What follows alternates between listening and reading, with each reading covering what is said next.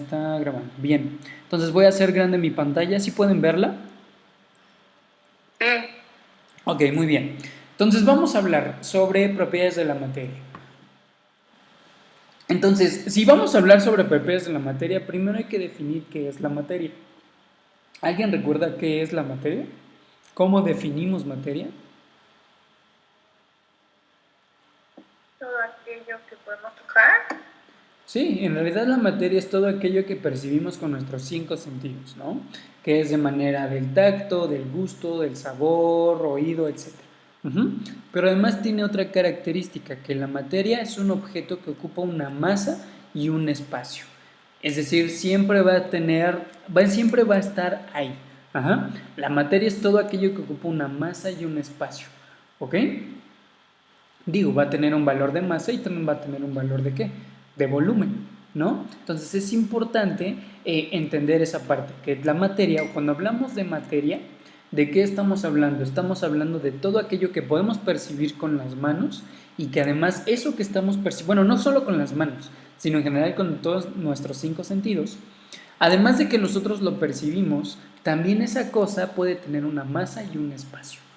¿Ok? Entonces así definimos materia. Y mucho ojo aquí, aquello que no sentimos, aquello que no percibimos y que tampoco no tiene ni una masa ni un espacio, ya no se le considera materia.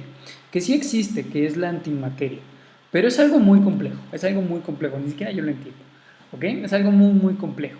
Y es cuando estamos hablando de hoyos negros y no sé qué tanto más. ¿No? Pero es algo muy, muy complejo. Entonces, si alguien tenía una duda sobre eso, pues no se la podré responder porque ni siquiera yo sé en realidad. Solo les puedo decir que la antimateria es aquello que no existe, pero sí existe. O sea, no sé, es algo complejo. No es algo complejo porque hablamos de otras dimensiones, hablamos de muchas cosas que de repente no terminamos de comprender, ¿no? Pero sí hay una explicación sobre eso. ¿Ok? Bien, entonces así definimos la materia. No sé si alguien tiene alguna duda, alguna pregunta hasta aquí. No. Bien. Deme un segundo. Ok.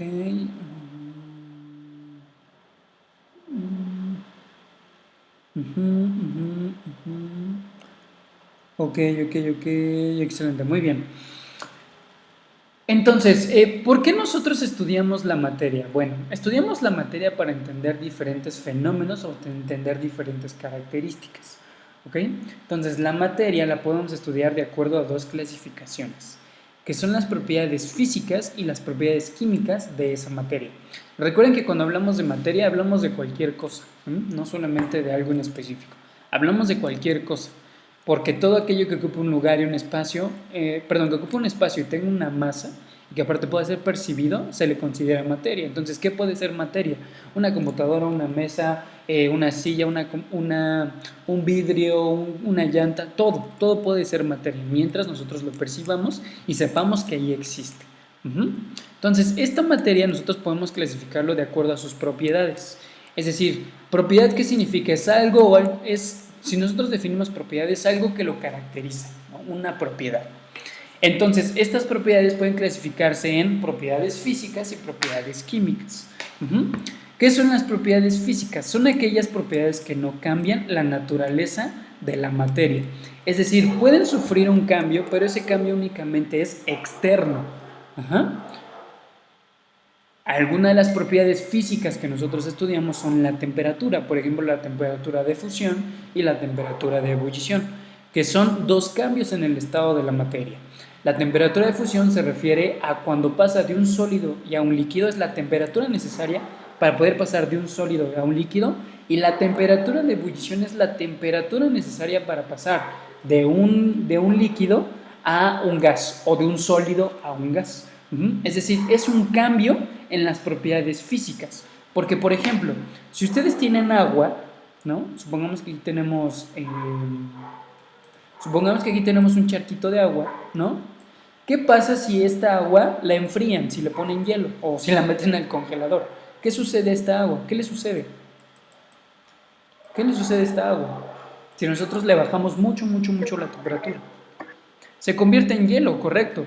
Pero ustedes díganme, ¿ese hielo de qué sigue siendo? Sigue siendo de agua, ¿no? Pues sí. ¿Sí? Sigue siendo de agua. Aquí la diferencia es que hubo un cambio en su estructura. Ajá. En su estructura molecular hubo un cambio. Entonces, por eso, de ser un líquido, pasa a ser un sólido. ¿Por qué? Porque sus moléculas o los átomos se compactan. Siguen siendo moléculas de agua, siguen siendo agua, pero está acomodado de otra forma. Y pasa lo mismo con, esto es en caso de la temperatura que yo congelo, ¿no? Pero en la temperatura de fusión es lo contrario, ¿no? Paso de un sólido a un líquido, ¿no? Y de ebullición paso de un líquido a un gas. Y por ejemplo, si este líquido pasa a un gas, también sigue siendo gas de agua. Lo único que cambia son sus propiedades, su estructura, perdón, de cómo están acomodadas sus moléculas. ¿Ok? Entonces, cuando hablamos de una propiedad física, hablamos de un cambio, pero que no afecta a la naturaleza del objeto o de la materia. Es decir, en el caso del agua, si nosotros la enfriamos se va a congelar, pero sigue siendo agua. Si nosotros la calentamos va a sacar humo o va a salir como vapor, pero sigue siendo vapor de agua. No es que si yo lo congela ahora sea un cubito de aceite, ¿no? De agua se convierte a aceite, ¿no? Pues no, eso es imposible, ¿no? Pero sí, si yo congelo esa agua, sí puede ser un cubito de agua, más no puede ser un cubito de otra cosa. ¿Ok? ¿Sí? Sí. Bien, ¿qué más? También encontramos las propiedades químicas. A comparación de las propiedades físicas, que las propiedades físicas no cambian la naturaleza de los cuerpos, las propiedades químicas sí lo hacen. Es decir, son aquellas que podemos observar cómo cambian la naturaleza de la materia. Por ejemplo, ustedes han mordido una manzana y esa manzana la han dejado en la intemperie. ¿Sí la han dejado ahí? Así, ahí la muerdo y la dejo ahí. ¿Qué le pasa a esa manzana? Se va a descomponer. Bueno, sí se puede descomponer, pero no es el término correcto. Se pudre. No, no es el término correcto. No se pudre. No se oxida. Se oxida, correcto. Se oxida. Si se dan cuenta, si ustedes dejan la manzana, ¿qué le pasa a la carnita de la manzana? Bueno, está amarillo y se empieza como a opacar, ¿no? Se empieza a hacer como color negro. Pero no es que se esté pudriendo. ¿Qué es lo que está sucediendo? Se está oxidando. ¿Y a qué se refiere eso de oxidar? Pues resulta que el oxígeno está interaccionando con la superficie que nosotros mordimos. Entonces, ¿qué le sucede a la manzana? Bueno, la manzana que tiene en su interior. La manzana está compuesta por muchas cosas: proteínas, carbohidratos, lípidos, vitaminas, minerales, etc. Pues uno de esos nutrimentos, uno de esos macronutrientes va a interaccionar con el oxígeno y va a permitir que se empiece a degradar ese componente. No quiere decir que se esté echando a perder o que se esté pudriendo, no, sino que la estructura interna de la manzana está cambiando. Y claro, si la estructura interna de la manzana está cambiando, va a cambiar el sabor, va a cambiar el color, va a cambiar el olor, hasta va a cambiar la textura.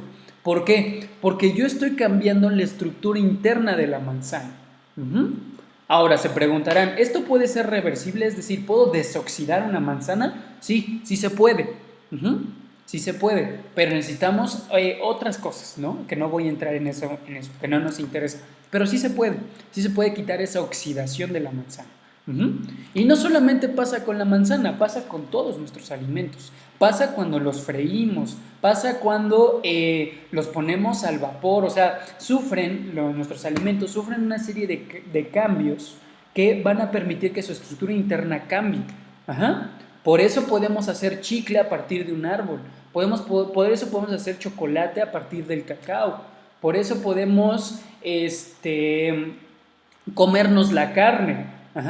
Porque pregunto, ¿ustedes se comen la carne cruda? ¿Ustedes se comen la carne cruda? Bueno, sabe feo y a lo mejor, y dos, pues a lo mejor no es muy fácil partirlo. Sí, digo, a lo mejor así habrá alguien, ¿no? Existen los famosos términos, ¿no? Pero la mayoría sí pone en cocción su carne. Entonces, ¿qué le sucede a la carne? Pues también hay una estructura, hay un cambio en su estructura interna. Y eso es una propiedad química. Las propiedades químicas que le van a permitir a las cosas, no solamente a los alimentos, sino en general a la materia, van a permitir que tengan un cambio en su naturaleza. Es decir, cuando yo genero un cambio químico, voy a obtener algo nuevo. Ajá, nunca voy a obtener lo mismo, sino voy a obtener algo nuevo. ¿Y por qué se da ese cambio nuevo? Se da porque hay un cambio en su estructura interna de ese material. A comparación de una propiedad física, la propiedad física es el cambio por la parte externa. Pero cuando hablamos de una propiedad química, permite el cambio de esa materia de manera interna. ¿Ok? ¿Qué ejemplos de una propiedad química? Pues vimos que está la oxidación, la corrosión, la combustión, la inflamabilidad, entre otras. Este tema ya lo vimos, nada más es un repaso. ¿Ok? ¿Sí? ¿Sí? Sí. ¿Hasta aquí hay alguna duda, alguna pregunta? No. ¿No? Ok, muy bien. Entonces vean, la materia yo puedo clasificarlo en dos partes. La primera que vimos que podemos clasificarlo de acuerdo a sus propiedades físicas y a sus propiedades químicas. Pero también tiene otra clasificación, que la podemos clasificar de acuerdo a sus propiedades cualitativas y a sus propiedades cuantitativas. ¿Eso qué quiere decir? Bueno, cuando hablamos de propiedades, hablamos de lo que podemos percibir. Pero cuando hablamos de propiedades cualitativas, son aquellas propiedades que las podemos percibir, pero no podemos medirlas. Repito, las propiedades cualitativas son aquellas que podemos percibir, pero que no podemos medir. Como por ejemplo, nosotros si tenemos una manzana, ¿cuáles serían las propiedades cualitativas de esa manzana? Ah, pues yo sé que tiene un color, yo sé que tiene una textura, yo sé que tiene un sabor, pero ustedes díganme qué valor de color tiene, qué valor de sabor tiene, qué valor de textura tiene. ¿Sí me doy a entender? Las propiedades cualitativas son aquellas propiedades que nosotros podemos detectar, pero que no podemos medir. Sabemos que están, pero no le podemos dar un valor. ¿Ok? ¿Sí? Ok. Sí. ¿Ok? Entonces, ahora, las propiedades cuantitativas son aquellas propiedades que también podemos percibir, pero a comparación de las propiedades cualitativas, estas, las cuantitativas, sí las podemos medir. Por ejemplo, la masa, por ejemplo, el volumen. Nosotros ponemos en una balanza a una manzana y nos da una medida. Nosotros medimos el volumen de una manzana y me da la medida. Una de las características de las propiedades cuantitativas es que se pueden medir. Y para poder medirlas, ¿qué necesitamos? Necesitamos algunos instrumentos o algunas herramientas. Por ejemplo, si quiero medir la masa o el peso de mi manzana, ¿cómo la mido? La pongo en una báscula. Si quiero medir su volumen, ya les enseñaré cómo medir el volumen de formas irregulares, la metemos dentro de una probeta y a través de una diferencia de volúmenes puedo calcular el volumen real de esa manzana. Puedo medir la longitud de mi manzana, puedo agarrar una regla, un vernier, etcétera, y medirlo. Es decir, esas propiedades que también puedo sentir o que también puedo percibir, a diferencia de las propiedades cualitativas, estas sí las puedo medir. Pero las tengo que medir ¿con qué? ¿Con un instrumento o con una herramienta? ¿Ok? ¿Sí queda claro? Sí. Sí. ¿Alguna duda, pregunta hasta aquí? No. ¿No? Ok, continuamos. Entonces, cuando hablamos de propiedades cuantitativas, hablamos de propiedades extensivas y de propiedades intensivas. Ajá.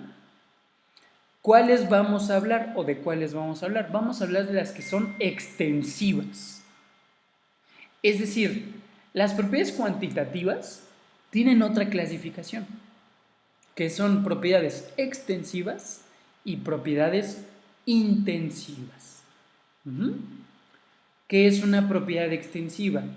Es aquella propiedad que va a depender de la cantidad de materia que tenga. Va de nuevo. ¿Qué es una propiedad extensiva? Es aquella propiedad que va a depender de la cantidad de materia. tenemos dos propiedades extensivas, que son masa y volumen. La masa y el volumen son propiedades, ¿qué? Son propiedades cuantitativas, porque tanto la masa como el volumen puedo medirlos. Ajá. Pero esas mediciones, ¿de qué dependen? Dependen de la cantidad de materia que tenga ese objeto. ¿Sí? ¿Sí queda claro? Sí. ¿O va otra vez? Todo claro. Ok. Entonces, cuando hablamos de propiedades de la materia en física, las que más estudiamos son estas dos, tanto la masa y el volumen, que es lo que vamos a estudiar el día de hoy. En las propiedades de la materia hablamos de masa y volumen. ¿Sí? ¿Alguien tiene alguna duda? El peso, profe. No, la masa y el peso, recordemos que es una relación de la masa respecto a qué, respecto a la fuerza de gravedad. Pero el peso, ustedes díganme, ¿sería considerado como una propiedad cuantitativa de la materia? Sí, no. ¿Cómo? Sí, correcto, sí, también es una propiedad cuantitativa de la materia. ¿Por qué? Porque el peso también lo podemos cuantificar. Y sí, y la masa y el peso va muy, muy, muy de la mano, ¿correcto? ¿Sí? Ok, denme un segundo.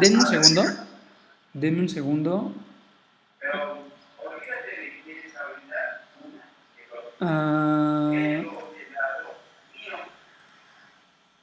listo.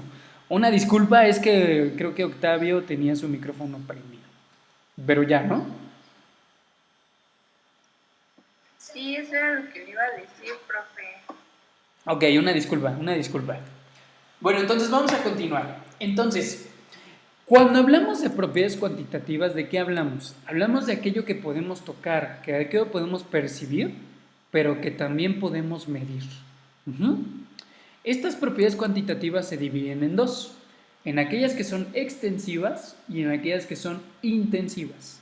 Las extensivas son aquellas que dependen de ¿qué? De la cantidad de materia, como por ejemplo la masa y el volumen. La masa y el volumen las podemos cuantificar, pero su cuantificación, es decir, le podemos agregar un valor, pero ese valor ¿de qué va a depender? Va a depender de la cantidad de materia que tenga el objeto. Ajá. Y cuando hablamos de la cantidad de materias, hablamos de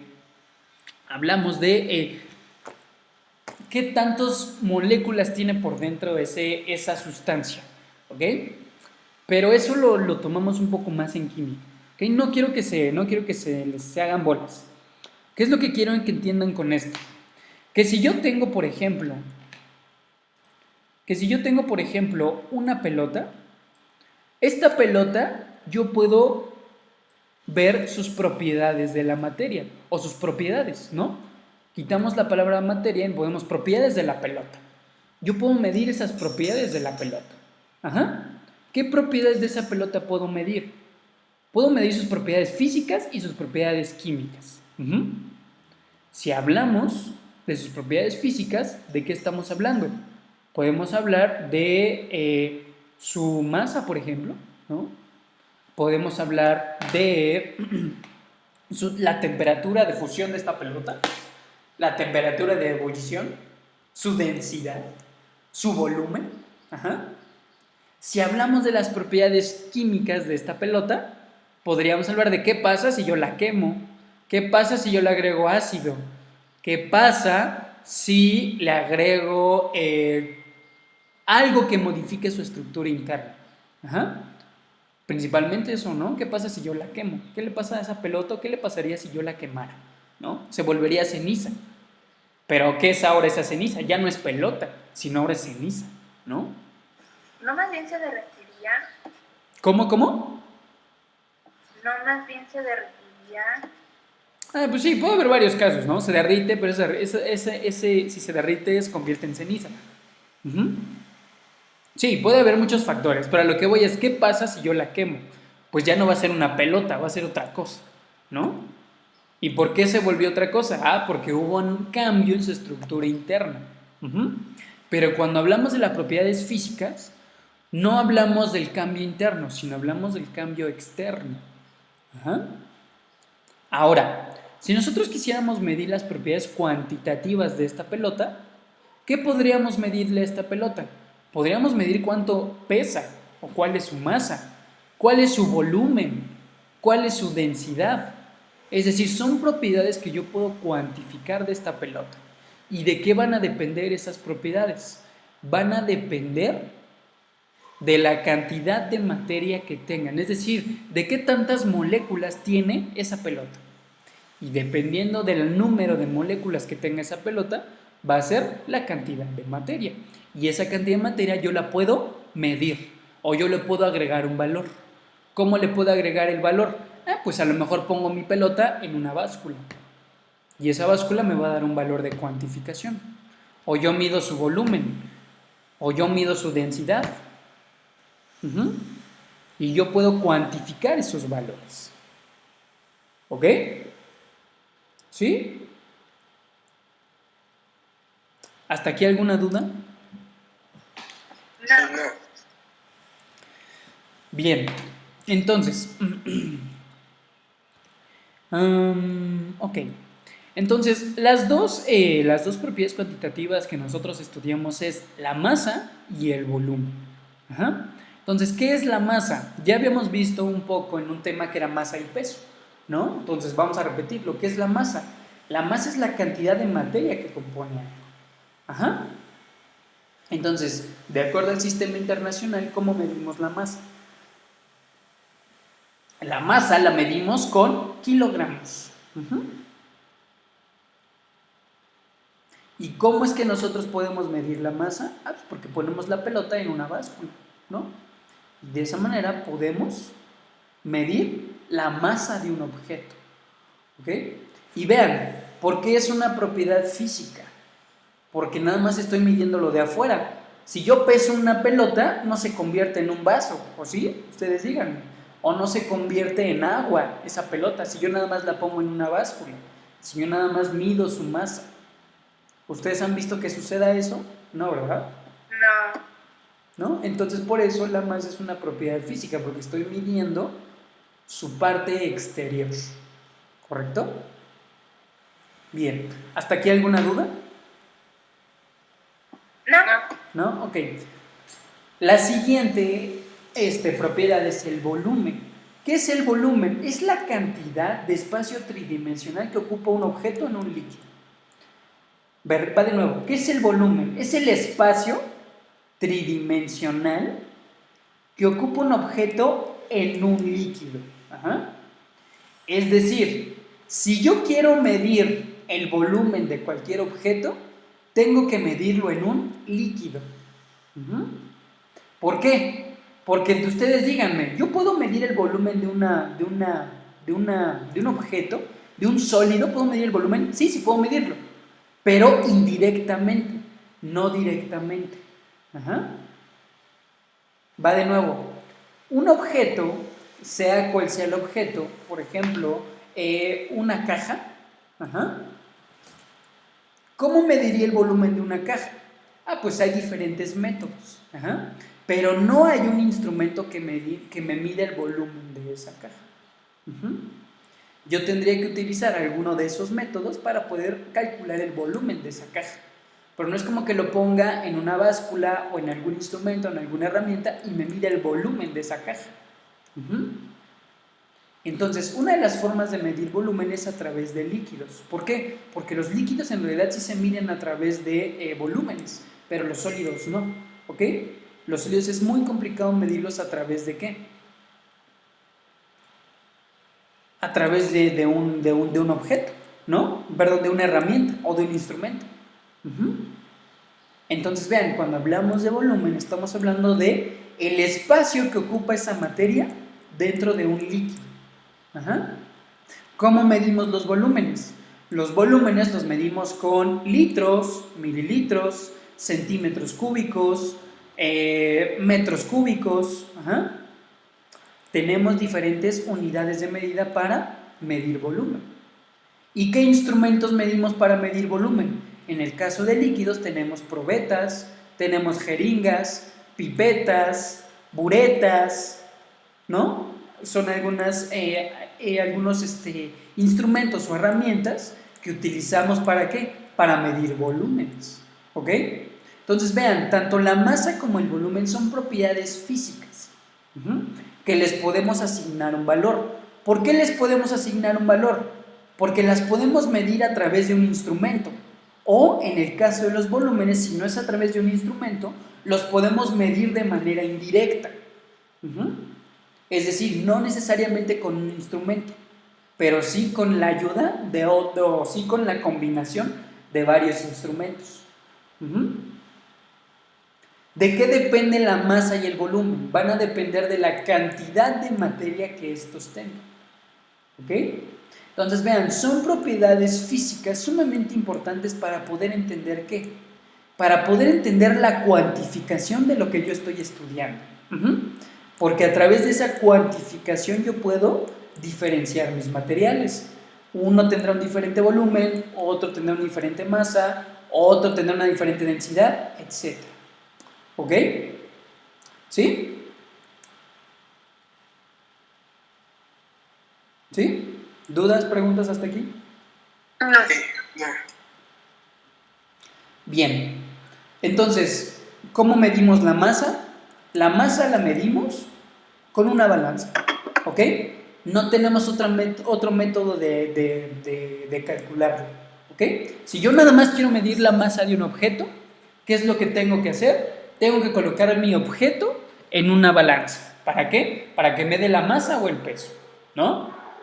Recordemos que si queremos medir el peso o la masa, lo podemos calcular, porque recuerden que el peso es la relación de la gravedad con la masa. Si yo quisiera nada más la masa, de ahí despejo mi fórmula, ¿ok? Entonces la masa únicamente la puedo medir así, ¿ok? Pero aquí viene otra cosa. El volumen no solamente puedo medirlo con instrumentos, también puedo medirlo de manera indirecta, ¿ok? ¿De qué manera indirecta lo puedo medir? Es que me voy a adelantar, no importa. ¿De qué manera lo puedo medir? Bueno, nosotros ya sabemos que el volumen es un espacio, ¿no? O el espacio que ocupa dentro de un líquido, ¿no? Principalmente. Entonces, hay diferentes formas para medir el volumen de manera indirecta. ¿Cómo es una de ellas? Pues una de ellas es que si son formas regulares, yo puedo medir el volumen de esas formas regulares. Por ejemplo, ¿qué pasa si el objeto tiene una forma de cubo, de esfera, de paralelepípedo, de cilindro o de pirámide? Pues hay fórmulas matemáticas que me permiten medir ¿qué? El volumen de cada uno de estos. A comparación de la masa, el volumen lo mido de manera indirecta. ¿Y cómo lo mido de manera indirecta? Si no es un líquido, porque un líquido lo puedo medir en probetas, en pipetas, en buretas, que son instrumentos de volumen, que me miden volumen. Tubos de ensayo, si ustedes quieren. Pero si yo no tengo un líquido, sino más bien tengo un sólido, ese sólido, para saber su volumen, tengo que medirlo de manera indirecta. Es decir, tengo que medir superficies, largos, anchos, alturas, para poder saber el volumen de ese objeto, que a lo mejor lo podría acercar al parecido de una figura. O tengo objetos sumamente irregulares que también había metodología para medir su volumen, que ahorita lo veremos. Pero si son figuras regulares, puedo medir sus volúmenes. ¿Cómo lo mido? Pues si mi objeto resulta que es un cubo, pues yo a través de una a través de una regla, a través de una regla, yo mido sus lados. Y yo sé que para medir el volumen de un cubo tengo que elevar al cubo la medida de esos lados, ¿no? Es decir, tengo que multiplicar lado por lado por lado. Es decir, lado de ancho lado de largo y a este lado de profundidad, ¿no? Entonces, si yo multiplico esos tres valores, me dará el valor de un volumen. Uh-huh. ¿Pero qué utilicé para medir ese cubo? Pues a lo mejor utilicé una regla, ¿no? Entonces, eso me refiero de medirlo indirectamente. Que no tenemos un instrumento que mida volumen, pero a través de otros instrumentos podemos medir el volumen. Es decir, en este caso medimos los lados de cada uno de los cubos, perdón, de uno de los lados del cubo, y a través de mi fórmula, que es lado por lado, puedo calcular el volumen de ese cubo. ¿Ok? ¿Sí? ¿Sí queda claro? ¿Hay alguna duda hasta aquí? No. ¿No? Bien. Entonces, como les estaba diciendo, depende mucho de la figura que nosotros tengamos. Si nuestro objeto es muy parecido a una esfera, ¿cómo calculo el volumen de la esfera? El volumen de la esfera la calculo multiplicando 4/3 de pi por radio al cubo. Uh-huh. Donde el radio, pues justamente será el radio de esa esfera. ¿Ok? Pi es una constante, recuerden que es 3.1416. Y 4/3, pues bueno, también ese nunca va a cambiar. El único valor que va a cambiar en el volumen de una esfera es su radio. ¿Correcto? ¿Sí? ¿Sí? Bien, en el caso de un paralelepípedo, un paralelepípedo que es, digamos que es un rectángulo con volumen muy largo, ¿ok? Ese es un paralelepípedo. También puedo medir su volumen. ¿Cómo mido su volumen? Multiplicando su base por la altura por el ancho de esa base. Uh-huh. De esa manera yo puedo obtener el volumen de mi paralelepípedo. Uh-huh. En el caso de un cilindro, yo tengo que multiplicar pi por radio al cuadrado, es decir, el radio de mi cilindro multiplicado por la altura. Uh-huh. Con esos valores yo voy a obtener el valor del volumen de mi figura. Y por último, en el caso de una pirámide, ¿qué es lo que tengo que hacer? Tengo que multiplicar el área por la base, eso multiplicado por la altura y dividido entre 3. Ajá. Que es área de la base por la altura entre 3. ¿Ok? Entonces vean, cuando nosotros tenemos figuras regulares, es decir, que no son esto, por ejemplo, ¿no? Si yo les dijera, a ver, midan el volumen de esto, ¿cómo lo miden?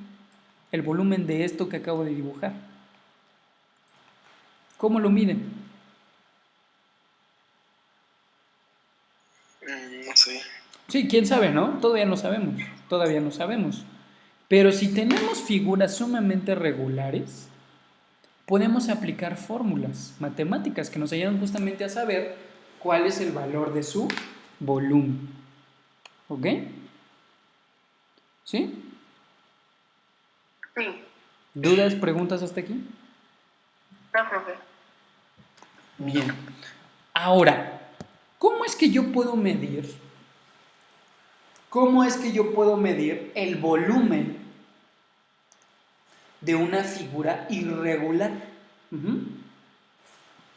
¿Cómo es que yo puedo medir el volumen de una figura irregular? Por ejemplo, esta figura, ¿no? Que vean, está toda irregular, ¿no? ¿Cómo yo puedo medir el volumen? Este volumen de esta roca puedo medirlo a través de un instrumento llamado probeta. Estos dos tubos de aquí se les llaman probetas. Probetas. Pues aquí está, probeta. Entonces, estas probetas, ¿qué es lo que me miden? Me miden volúmenes. Es decir, existen probetas de 250 mililitros, existen probetas de 100 mililitros, existen probetas de 1 litro, existen probetas de 50 mililitros. Es decir, estas probetas me miden una cantidad de volumen, principalmente en líquidos. ¿Ok?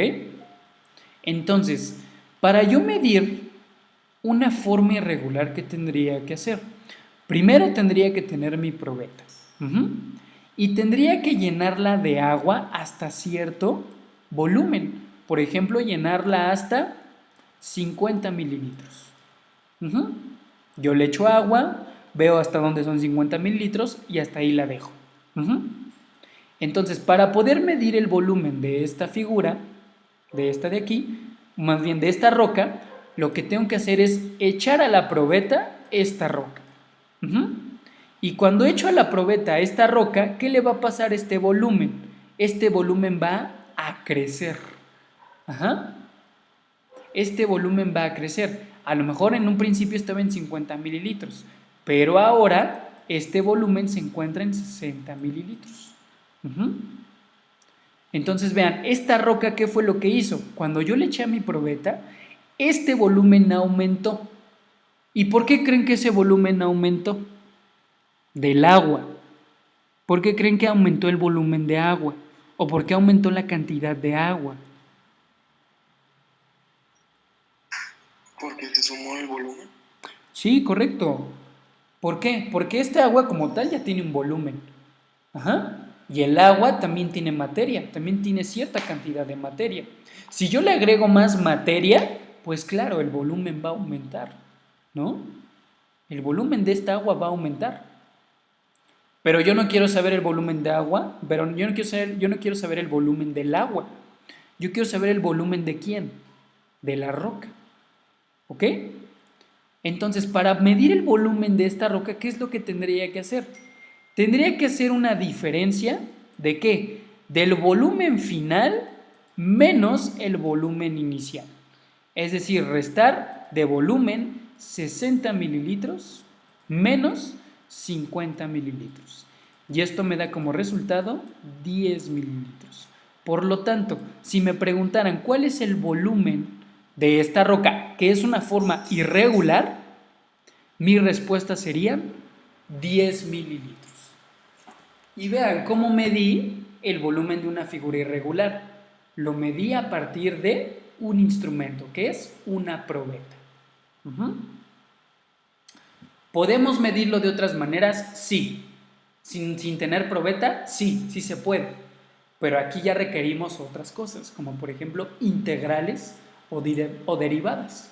Ajá.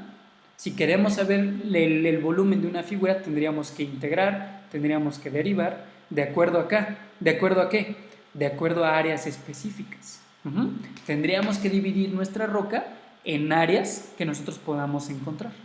Y de esa manera, a través de integrales, a través de derivadas, podemos encontrar el volumen. Ajá. Entonces, vean, hay diferentes formas de medir volúmenes, ¿correcto?